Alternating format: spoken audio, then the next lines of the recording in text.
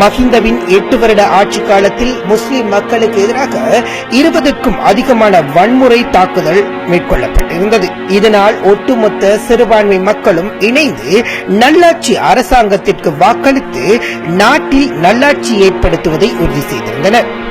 முன்னாள் ஜனாதிபதி தன்னுடைய தோல்விக்கு பிரதான காரணமாக அமைந்தது பொதுபல சேனா என மறைமுகமாக குற்றம் சுமத்தியிருந்தார்.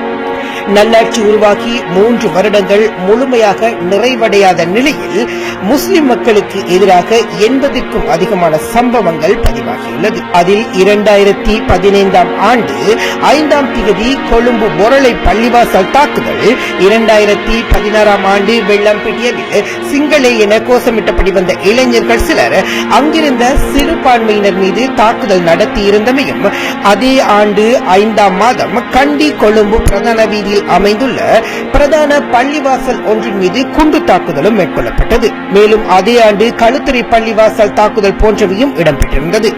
2016ஆம் ஆண்டு நவம்பர் மாதம் 3ஆம் தேதி தௌஹீத் ஜமாத் அமைப்பு கொழும்பு புகையிரத நிலையத்திற்கு முன்பாக ஆர்ப்பாட்டம் ஒன்றை ஏற்பாடு செய்திருந்தது. அதில் ஞானசார தேரரின் இனவாத பேச்சினால் தூண்டப்பட்டு சுமார் 10க்கும் அதிகமாக பெரும்பான்மையின இளைஞர்கள் புகையிரத நிலையத்திற்கு முன்பாக திரண்டு முஸ்லிம்களுக்கு எதிரான தமது இனவாத கருத்துக்களை வெளியிட்டதுடன் ஆர்ப்பாட்டம் செய்வதற்காக முஸ்லிம்கள் வந்தால் அவர்களை தீ வைத்து கொளுத்துவோம் என்று மிரட்டல் விடுத்திருந்தனர். இது தொடர்பில் கோட்டை போலீஸ் நிலையத்தில் 2 முறைப்பாடுகள் பதிவு செய்யப்பட்டுள்ளன. தற்போது இரக்காமம் மாயக்கல்லி மாணிக்கமேடு பிரதேசத்தில் முஸ்லிம் மக்களுக்கு சொந்தமான பகுதியில் அத்துமீறி பௌத்த விகாரை ஒன்றை அமைப்பதற்கு முயற்சி மேற்கொண்டு வருவதனால் அப்பகுதியில் பதட்டம் ஏற்பட்டுள்ளது.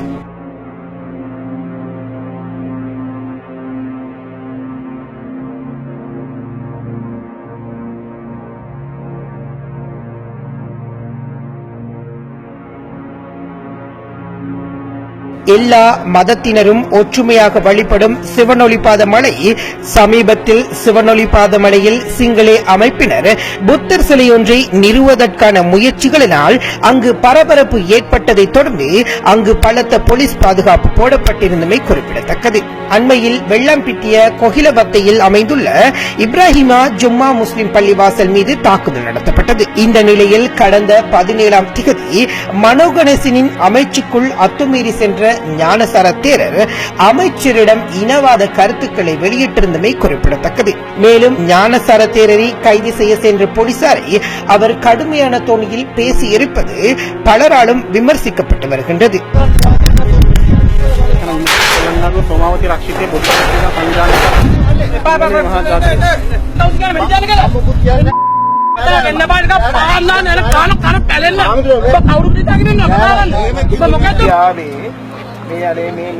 මේ මුස්ලිම් මිනිස්සුන්ගේ ප්‍රශ්නයක් ඇති කරගන්න නෙමෙයි.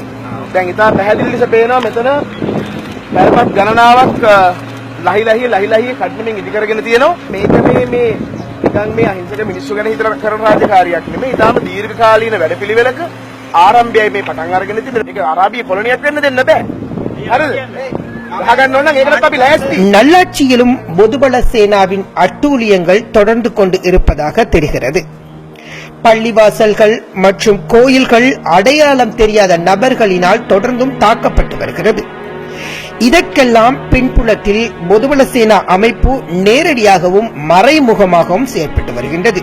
சமீபத்தில் நீதிமன்ற அவமதிப்பு குற்றத்திற்காக சிறைக்கு சென்றிருந்த ஞானசார தேரர் மறுபடியும் தனது இனவாத செயற்பாடுகளை ஆரம்பித்துள்ளார். இவரின் இனவாத செயற்பாடுகளுக்கு பின்னால் அரசியல்வாதிகளின் தூண்டுதல்கள் இருக்கின்றதா அல்லது இவர் சுயமாக செயற்படுகிறாரா என்பது கேள்விக்குறியாகவே இருக்கின்றது. தற்பொழுது பாராளுமன்றத்தில் 21 முஸ்லிம் உறுப்பினர்கள் இருக்கின்றார்கள். அவர்களின் பலர் அமைச்சு பதவிகளை வகிக்கின்றார்கள். ஆனால் இந்த விடயத்தில் இவர்கள் மத்தியில் ஒற்றுமை இல்லாமல் இருக்கின்றது. சிறுபான்மையினரை அழிக்க நினைக்கும் இனவாதிகளை ஒழித்து கட்ட வேண்டுமாயின் முதலில் சிறுபான்மையினரிடையே ஒற்றுமை இருக்க வேண்டும். இல்லை என்றால் இது போன்ற இனவாதிகள் இருக்கின்ற காலத்தில்